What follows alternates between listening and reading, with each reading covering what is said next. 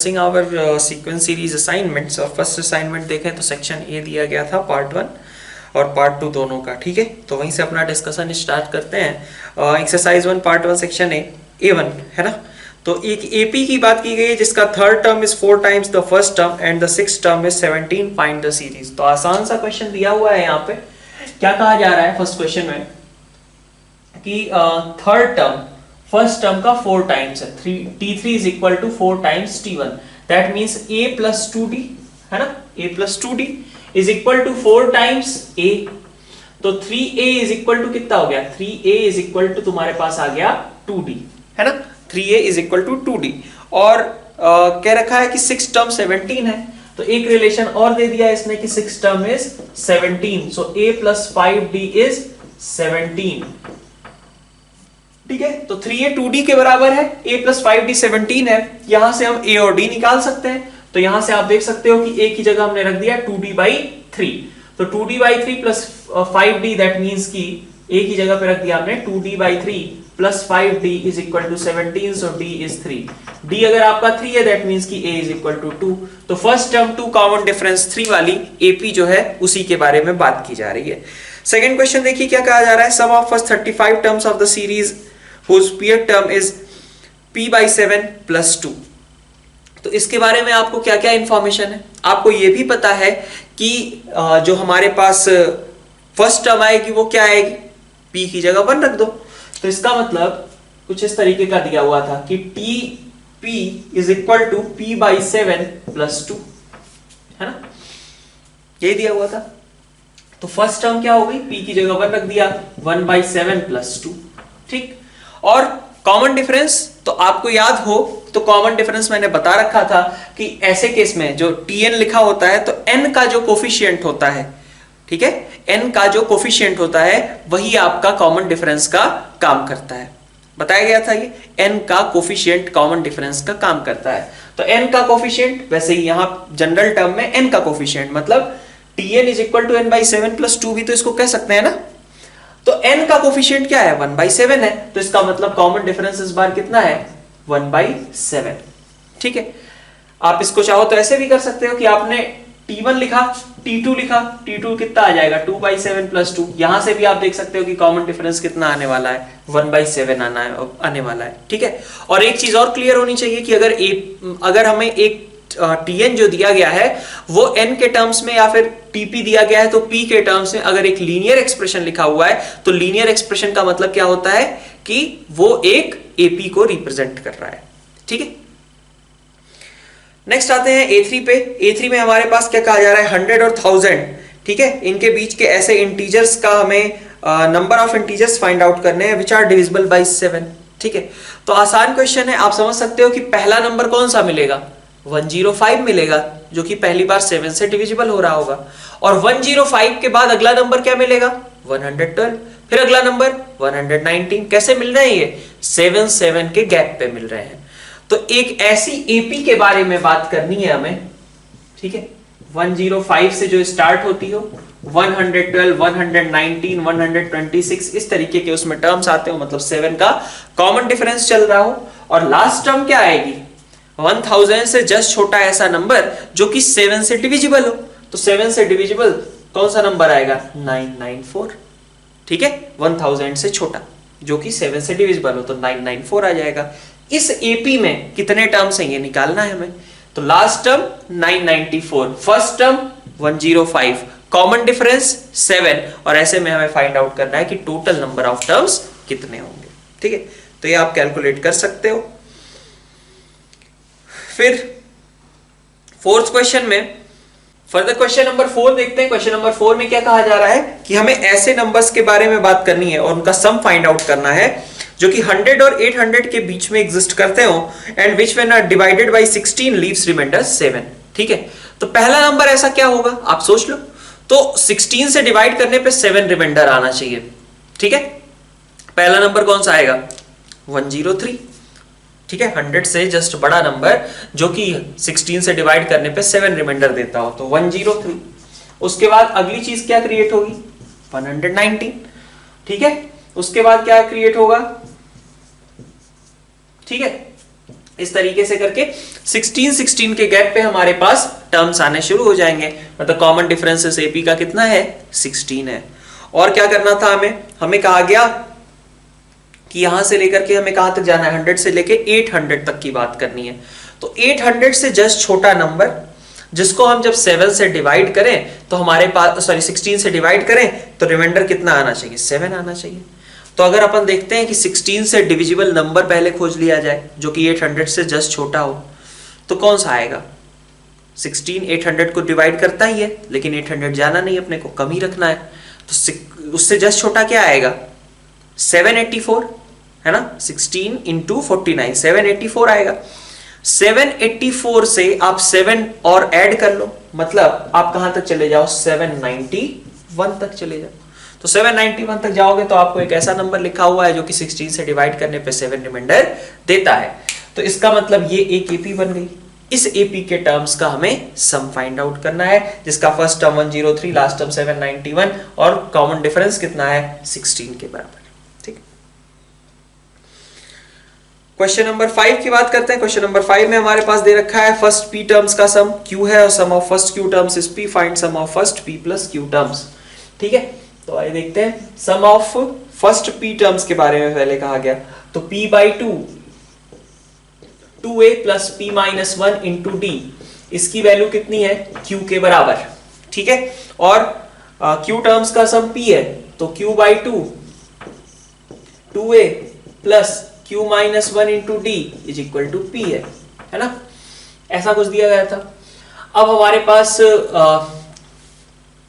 यहां से अगर हम देखें तो हमें निकालना कितना है p प्लस क्यू टर्म्स का सम निकालना है। ठीक है, तो इस तरीके का चीज हमने किया भी था। 2a plus p minus 1 into D is equal to क्या लिख सकते हो 2q बाई p। और इसी तरीके से 2a plus q minus 1 into D इसको क्या लिख सकते हो 2p बाई q। दोनों का डिफरेंस ले लिया, दोनों का डिफरेंस लिया तो हमारे पास p minus Q into D यह आ जाएगा is equal to 2q by p minus 2p by q। तो ये आपके पास बन गया 2q square minus p square upon pq, और यहाँ पे क्या है आपके पास p माइनस क्यू डी।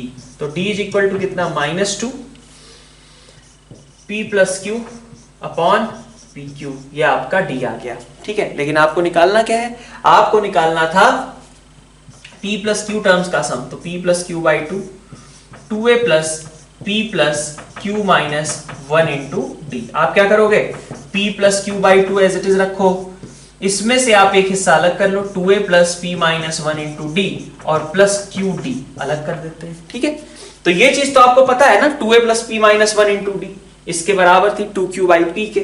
तो इसको तो हम पूरा का पूरा सब्स्टिट्यूट करके सीधा क्या लिख सकते हैं 2q बाई p। तो हमने क्या किया p plus Q by 2,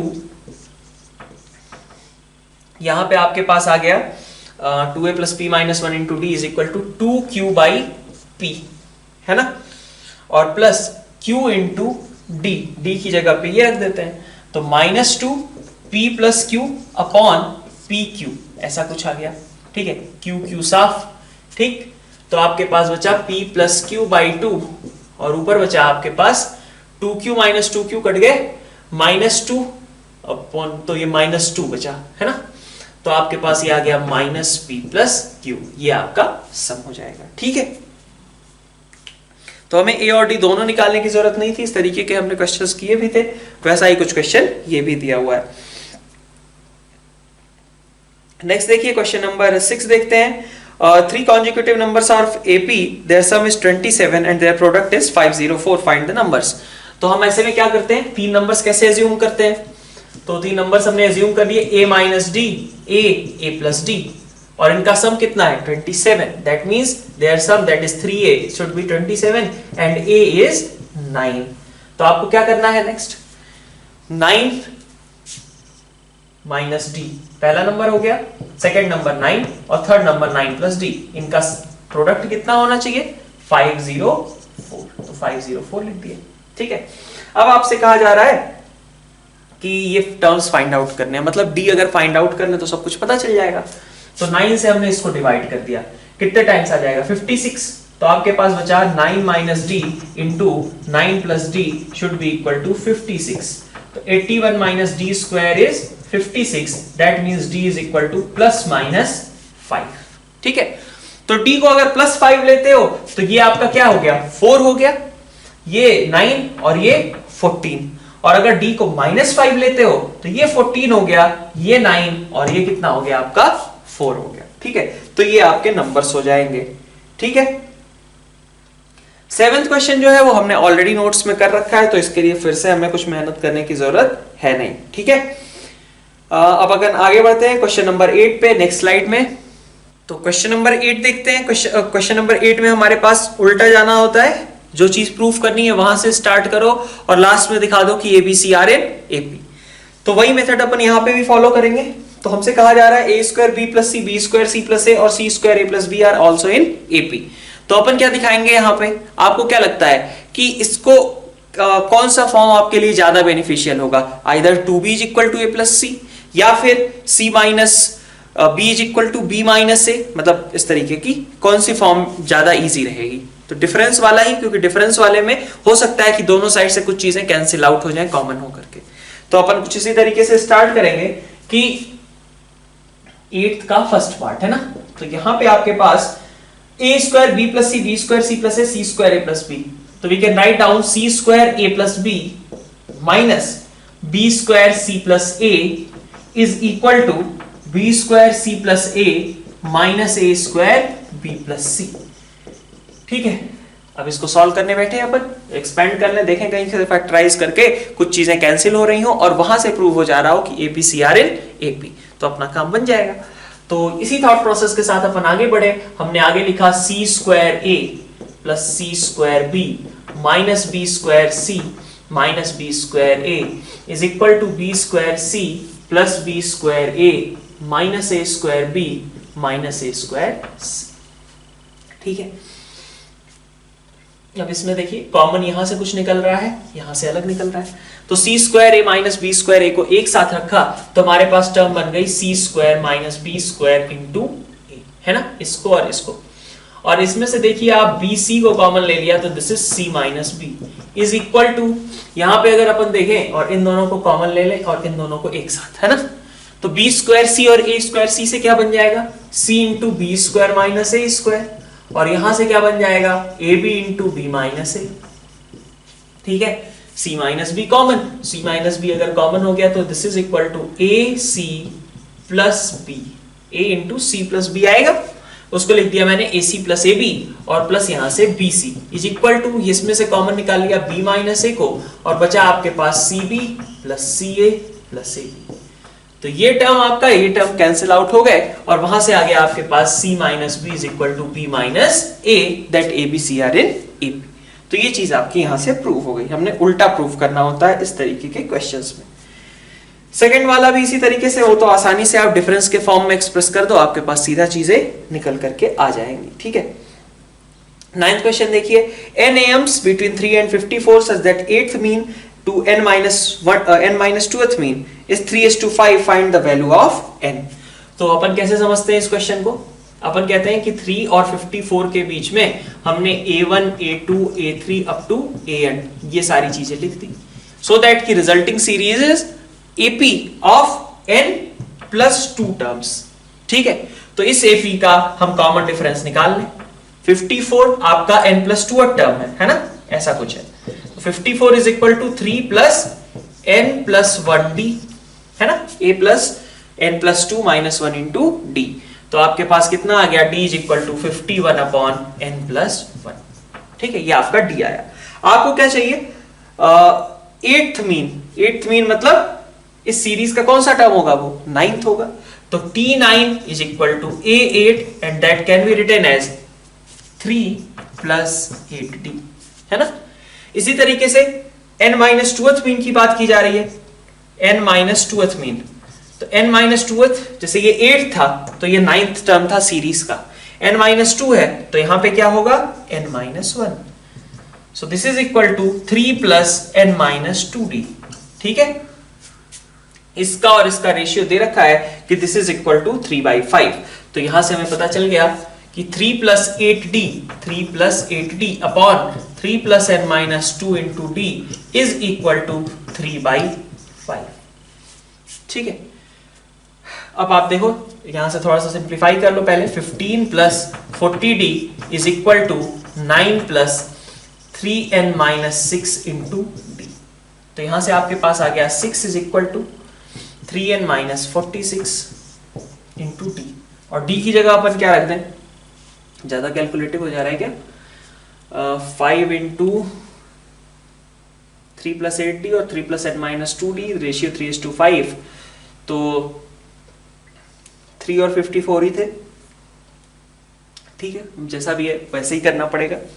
51 upon n plus 1 हम d की जगह पे रख दें, तो 6 is equal to 3n minus 46 into 51 upon n plus 1, ठीक है। आपके पास यहां से क्या आ जा रहा है, n में एक लीनियर एक्सप्रेशन आ जा रहा है। अब इसको आप सॉल्व आगे कर सकते हो, ठीक है। तो क्वेश्चन नंबर 9 हो गया। नेक्स्ट अपन स्टार्ट करते हैं part 2 section A. Part 2 section A में हमारे पास फिर से एपी से रिलेटेड क्वेश्चंस, और फर्स्ट क्वेश्चन से स्टार्ट करें तो first term of an AP is AP of consecutive integers. Consecutive integers मतलब कॉमन डिफरेंसेस उस एपी के कितने होंगे, 1 होंगे, और उसके बाद कहा जा रहा है कि फर्स्ट टर्म आपका कितना है, P square plus 1, sum of 2p plus 1 terms of this series. तो आसान सा क्वेश्चन है, 2p प्लस 1 टर्म्स का सम निकालना है, ठीक है। फर्स्ट क्वेश्चन देख रहे हैं हम सेकंड पार्ट का। तो देखिए नंबर n बाई 2, तो n कितना है हमारा, 2p प्लस 1 है, बाई 2। 2a फर्स्ट टर्म कितना था, p स्क्वायर प्लस 1, तो 2p स्क्वायर प्लस 1, ये आपका 2a हो गया, plus n minus 1 into D, तो n माइनस 1 कितना हो गया आपका, 2p हो गया, इंटू डी मतलब 1 हो गया, ठीक है। तो this is 2p plus 1 by 2, और यहां पे आपके पास बचता है 2p square plus 2 plus 2p, ठीक है। तो ये आपका आ गया 2p प्लस 1 इंटू 2 से इसको कैंसिल आउट कर दिया, p square plus p plus 1, okay. तो ये आपका एक्सप्रेशन बना है, लेकिन इस तरीके से कोई भी टर्म दिया नहीं गया है, ठीक है, इस फॉर्म में नहीं दिया गया है, ठीक है। तो आप इसको एक्सपेंड करके देख लो कि क्या चीज बन सकती है। तो जब आप इसको एक्सपेंड करोगे तो this comes out as p cube plus p plus 1 का होल क्यूब, ठीक है। कौन से ऑप्शन से ये मैच कर रहा है वो हमने देख लिया इस तरीके से एक्सपेंड करके, ठीक है, सबको मल्टीप्लाई करके। नेक्स्ट हमारे पास क्वेश्चन है A2, जिसमें कहा जा रहा है कि हमारे पास कुछ टर्म्स AP में है सच दैट देयर सम मतलब कुछ टर्म्स उसमें से लिए गए और उसका सम 225 है, then find A1 plus A2 up to A24, ठीक है। तो अब ये क्वेश्चन कैसा हो गया कि हमारे पास एक ही रिलेशन दिया गया है A और D के बीच, कैसे देखो, A1 प्लस A5, ठीक है, 1 5 10 15 20 24, 1 5 10 15 20 और 24 इनका सम दे रखा है, ठीक है। तो इसको अपन देखें कि क्या चीज दे रखी है।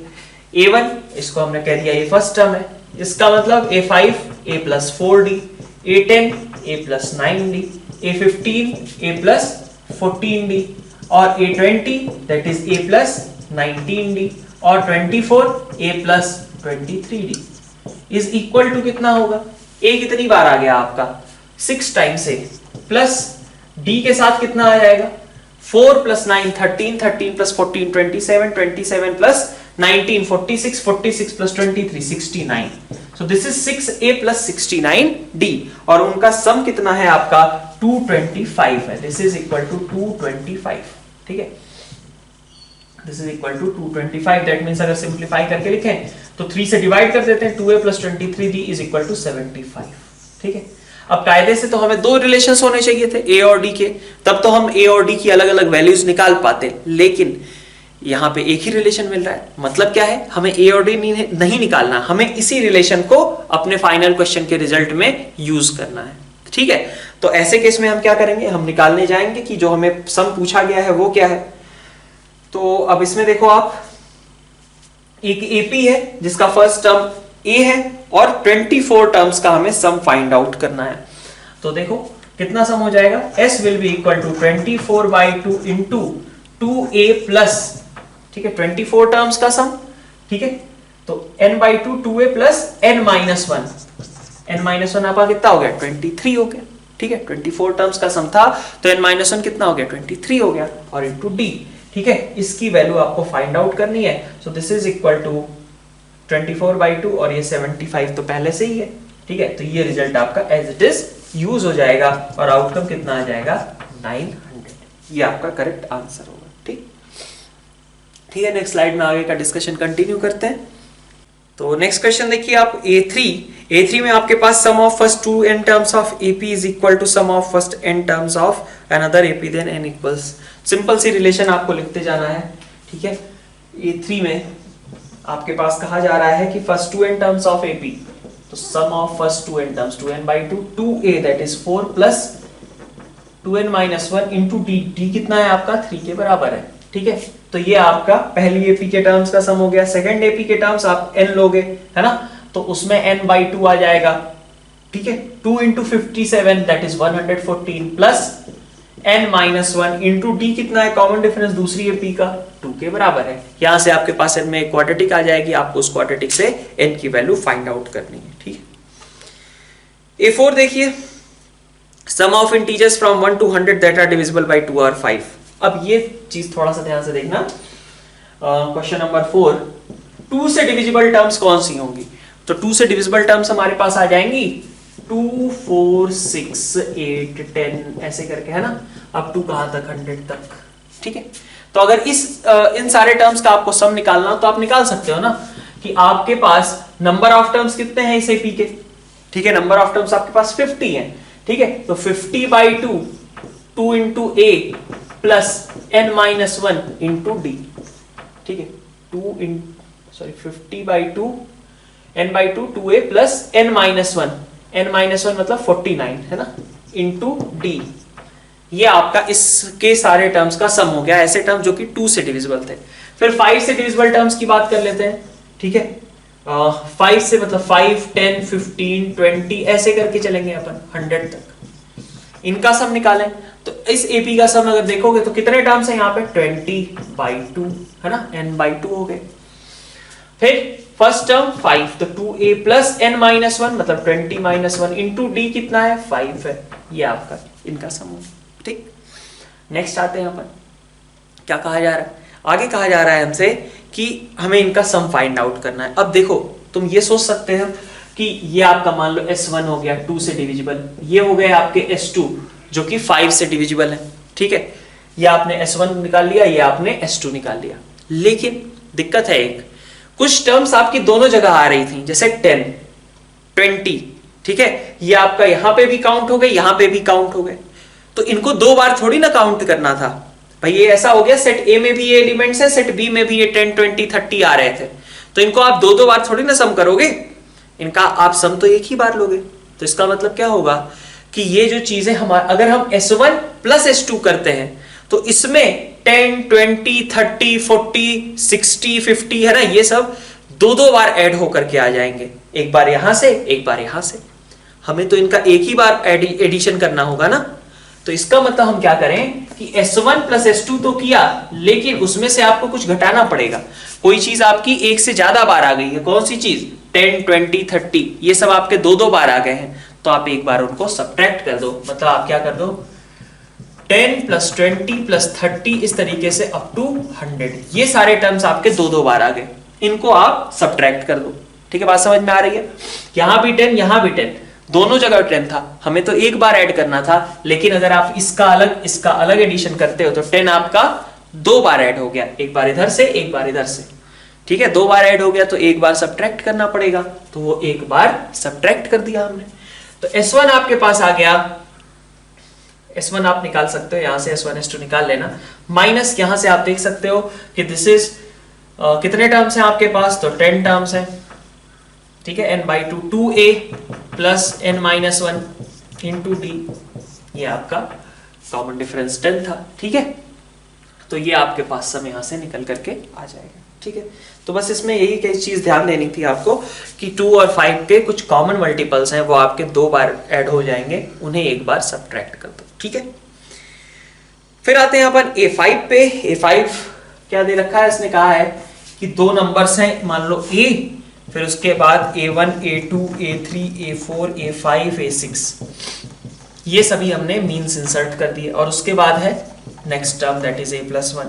ठीक है, inserted between two consecutive natural numbers A and B, B को मैंने a+1 ही लिख दिया है, ठीक है, चलो ए बी ही लिख देते हैं, ठीक है, ठीक है, दो कॉन्जिक्यूटिव नंबर्स हैं तो बी ए और बी दो कॉन्जिक्यूटिव नंबर्स हैं, मतलब अगर ये b है तो ये क्या रहा होगा, b+1 रहा होगा, क्योंकि दे रखा है उसने a ग्रेटर देन b, है ना। अब हमें निकालना क्या है, हमें निकालना है a1 square minus a2 square plus a3 square minus a4 square plus a5 square minus a6 square, ठीक है। अब इस तरीके का थोड़ा सा आपने एग्जांपल लास्ट लेक्चर में किया था, आप देखो a1 और a2 है, इनमें से आपने कॉमन निकाल, आपको पता है ना कि ये जो सीरीज बनेगी वो क्या बनेगी, एक AP बनेगी। तो इस AP में आप क्या कर सकते हो, आप कह सकते हो a1 माइनस a2, अगर मैं कॉमन निकाल के a1 प्लस a2 लिख दूं चलेगा, ठीक है, इस चीज को लिख दिया, इन दोनों को क्लब करके ऐसे लिखा जा सकता है। प्लस इसके फैक्टर्स देखे हमने, a3 minus a4 into a3 plus a4। फिर इसी तरीके से इन दोनों से लास्ट के दो से क्या बन जाएगा, a5 minus a6 into a5 plus a6, okay. तो a1 माइनस a2, भाई कॉमन डिफरेंस होगा ना, कॉमन डिफरेंस का माइनस, मतलब अगर ये सारी चीजें AP में है तो a2 minus a1 will be common difference, सही है। a3 minus a2 is also common difference, a4 minus a3 is also common difference, है ना, ऐसा है। तो a1 माइनस a2 को आप क्या बोलोगे, minus D, a2 minus a1 होता तो आप कॉमन डिफरेंस बोलते हैं d, तो a1 माइनस a2 को क्या बोलोगे, माइनस डी। तो ये माइनस डी है, ये भी माइनस डी है, ये भी माइनस डी है, इन माइनस डी को आप कॉमन ले लो, तो बचा आपके पास a1 plus a2 plus a3 plus a4 plus a5 plus a6। मतलब ये चीज क्या लिखी हुई है, ये चीज लिखी हुई है जो हम सारे एम्स इंसर्ट कर रहे थे उनका सम, और एम्स का जो एम्स हम इंसर्ट करते हैं उनका सम कितना होता है, n/2 a प्लस बी, यही होता है ना, n/2 a प्लस बी। तो कितना आउटकम आ जाएगा, this is equal to minus D into n कितना है, 6 है, 6/2 इंटू a प्लस बी, ठीक है। तो this is minus 3d a plus B, okay, ठीक है, इतनी बात। अब d भी अभी अननोन है हमारा, d का क्या करें, तो d निकाल लेते हैं। d निकालने का मतलब क्या है कि ये हमारे 6 टर्म्स और ये दोनों बाहर, मतलब टोटल 8 टर्म्स की एक AP है ना, ये टोटल 8 टर्म्स की एक AP है, ओके। तो बल्कि अगर मैं कहूं b कितना है आपका, तो that will be written as a plus 7d, कह सकता हूं, ये 8th टर्म है इस AP का, तो a प्लस 7d। और आपके पास क्या पूछा गया था यहाँ पे, is equal to a prime number, okay. तो ये जो आपका रिजल्ट आ रहा है, ये पूरा रिजल्ट आपका क्या है, एक प्राइम नंबर के बराबर है, ठीक है। तो पहले d को हटाते हैं अपन, d को अगर आप हटाते हो तो d आपका कितना हो जाएगा, चूंकि आपका b कितना है, a-1 है ना, a और b कॉन्जिक्यूटिव नंबर्स हैं, a आपका b से जस्ट बड़ा है, तो b क्या होगा आपका, a-1 होगा। तो यहाँ a-1 is equal to a plus 7d, so d comes out as -1/7। आप इसको यहाँ पे रख दो तो आपके पास आ गया 3/7 into a plus B, 3/7 into a plus B. ये आपका सब कुछ क्लब होने के बाद आ रहा है। फिर से हम b को रख दे, a को रख दे, मान लो b को ही रख दिया a-1, तो 3/7 इंटू 2a प्लस 1, ठीक है। ये टर्म आपको एक प्राइम नंबर चाहिए, ऐसा कहा जा रहा है, ये आपको एक प्राइम नंबर चाहिए। तो प्राइम नंबर के लिए आप क्या करोगे, प्राइम नंबर के लिए आप देख सकते हो कि कम से कम भाई ये 7 जो डिनोमिनेटर में है ये हटना चाहिए ना। तो यहां पे अगर मैं a को 3 रखता हूं तो यहां 7 बन जाएगा, 7 और 7 कैंसिल आउट हो जाएंगे, 3/7 into 7 that will be your answer. तो आंसर कितना हो गया आपका, 3 के बराबर हो गया, 3/7 इंटू 7। ऐसे केस में आपके पास सिचुएशन आएगी और आपका a कितना रहा, ऐसे में is equal to a prime number. तो ठीक है, तो 3 आपके पास एक प्राइम नंबर भी बन जाएगा और b की वैल्यू हमें फाइंड आउट करनी है, ठीक है। तो 3/7 a प्लस बी, ऐसा केस लिया हमने, b की जगह हमने b की जगह a माइनस 1 रखना था, सॉरी, b की जगह a माइनस 1 रख दिया, ठीक है। तो 3/7 2a minus 1, this should be N integer, prime number. तो कब हो पा रहा है, पहले आप इस 7 को रिमूव करोगे। 7 को कैसे रिमूव करोगे, जब यहां से कोई 7 का मल्टीपल आपको मिल जाए। और 7 का मल्टीपल कैसे मिलेगा, जब आप यहां पे a को 4 रख दो, ठीक है। मैंने 2a + 1 गलती से लिख दिया था, तो a = 3 आ रहा था, लेकिन 2a - 1 के केस में a = 4 रखोगे, सो दैट कि यहां 7 क्रिएट हो जाए और 7 कैंसिल आउट हो जाए, ठीक है। ऐसे केस में 3 आपका इस पूरी टर्म का सम मतलब पूरे टर्म का रिजल्ट कितना आ जाएगा, 3 के बराबर आ जाएगा। तो अगर आपका a 4 है तो b कितना है आपका, a - 1 and this is equal to 3, ठीक है। तो हम ये क्वेश्चन आज का एक बढ़िया क्वेश्चन था, और इसके अलावा आप कह लो A4 भी थोड़ा सा अच्छा था, ठीक है। तो A4 और A5 ओवरऑल अच्छे क्वेश्चंस थे, बाकी क्वेश्चंस तो इजी ही थे, ठीक है। तो हमारा आज का डिस्कशन ये एंड होता है। नेक्स्ट असाइनमेंट के डिस्कशन के साथ मिलते हैं नेक्स्ट लेक्चर में। Thank you all.